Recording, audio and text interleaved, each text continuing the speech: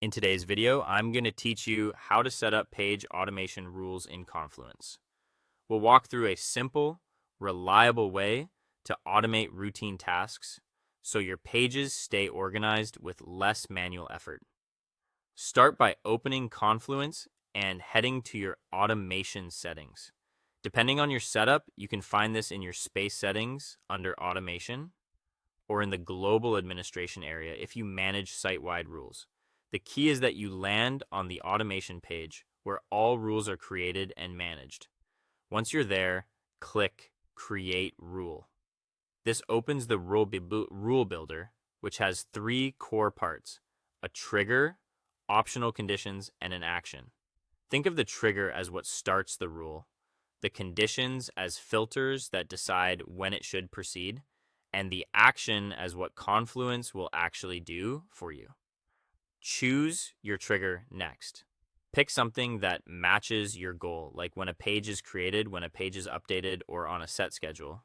For example, if you want to tag every new page with a standard label, choose the page creation trigger. If you want reminders or cleanups to happen regularly, a scheduled trigger works well.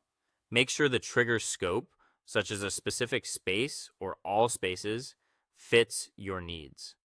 If your rule should only run in specific cases, add conditions. Conditions let you narrow things down without building separate rules. You might check whether the page title contains certain words, whether a label is present or missing, or whether the page is in a particular parent or space. Keep conditions as simple as possible at first. You can always refine them later if the rule runs too often or not enough.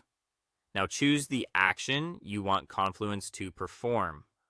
Common actions include adding or removing labels, setting a page status, sending a notification, creating a page from a template, or moving a page to a specific location.